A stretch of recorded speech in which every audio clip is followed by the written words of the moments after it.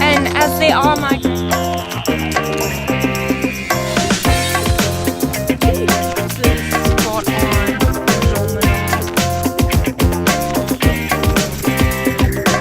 Shredded wheat, a breakfast cereal enjoyed by many.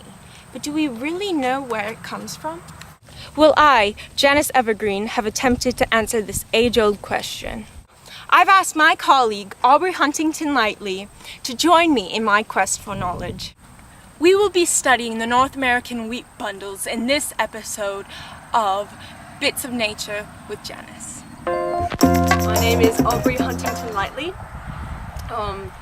I obtained my undergraduate at Berkeley and my doctorate at Oxford for experimental and observational sciences. I live in North England in a town called Peebles with my hounds, and you know, I've heard of Janice's research in the past, and I've been very interested because I've been studying the North American wheat bundles for numerous years, and I'm very excited and ready to go on this one. Yes. At first, our search was unfruitful. And as they are migrating creatures, it seems as if we have just missed them. But our luck picked up as the day wore on.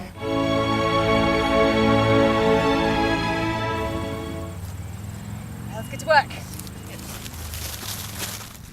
Aubrey is now attempting to make contact with the hay barrel, and we'll see how this progresses.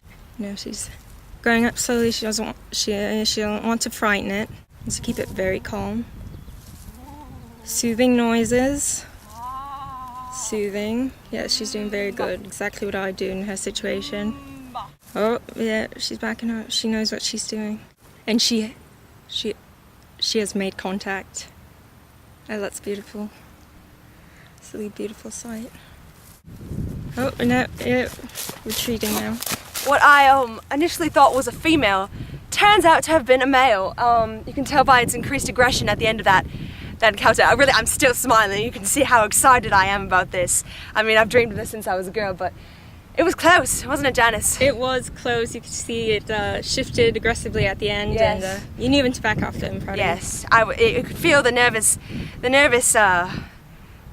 aura, if you will, as I approached it, and at the end there, it shifted, and I knew that it was time to leave. When you work with nature like we do, you understand.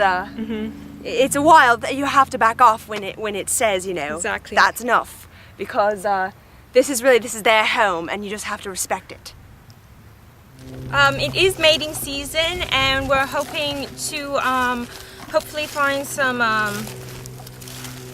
the making of the wheatlets, and the window of opportunity is quite small. It's really only 2 to 3 weeks long, and we hope we've hit it at the right time, and hopefully this can be a good observation as to what the mating patterns and rituals are. As you can see, the female has actually approached the male, and the actual mating can last about a month, and for it to conceive. But it seems that we have caught the first stages, as we can see by their abnormally close proximity to each other. Gives us good reason to assume so.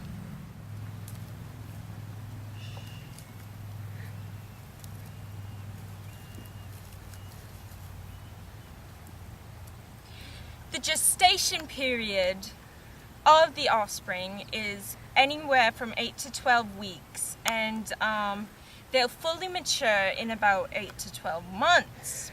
However, as you can see here, the ovum, you think due to the massive size of the adult, the eggs would be significantly larger, but that's not so. It doesn't need to be, because its mother is right here.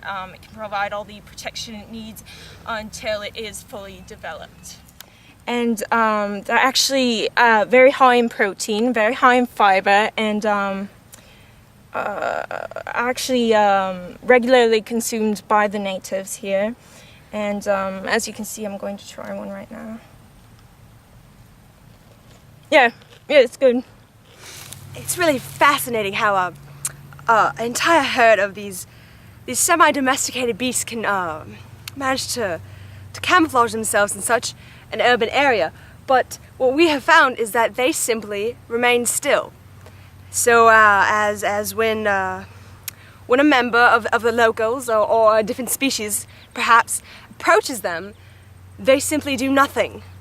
Now, so far no one's managed to catch their migrations on film, but we do know by numerous empty fields around the area that they have been leaving for the winter lately, and we tried for quite a long time to figure out how they move that way, but in the end it turned out to be really simple. In fact, they roll. They on the cylindrical surfaces, they roll in a kind of parallel to the earth movement. It's magnificent. We're missing our duties as we did not film it, but earlier this morning she did make contact with them, with this one right here, and it did seem as if she would be able to mount the hay bale, such as a person would be able to mount a tortoise.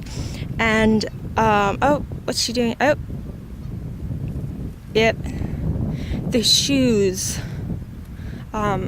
These creatures have very sensitive, they have sensitivities to certain tactile sensations, so she's trying to be as smooth as possible, trying to make the process easy for her as well as non-stressful for the hay bale. But as you can see, it's shifting quite a bit. Let's see if she can do it. Oh no. It's a sign of descent. You can see that. Bucking her off. Oh! Perhaps not. Perhaps not. Come on, Janice! She's on it! I'm on, Janice! Awesome, Aubrey. I'm proud of you. Oh, Janice! Bloody hell, how's she gonna It's get like off? riding a unicorn! A unicorn. Oh, that's beautiful. Or a steed! Magnificent steed. Due to urban development, the population that was once millions has now decreased to thousands, even mere hundreds. And it's pity because I don't know I wouldn't personally sacrifice the majesty of these creatures for a play set such as this one that you can see in the background. It's a tragedy to me. It's not unlike being born again. You know, I feel like my eyes are opening and seeing a lot. I'm becoming a better person, honestly. The creature that I, in particular, rode today, we've named him Sebastian, and we have tagged multiples so we can track the herd. And we don't expect them to travel far. However, wherever they do travel, we hope to come back once again and see if perhaps they recognize us. Really mingle with them, you know? Yeah. This is science, that's what life's about. As Aubrey and I trekked home that day, we realized how blessed we really were to have made contact with these graceful and majestic animals.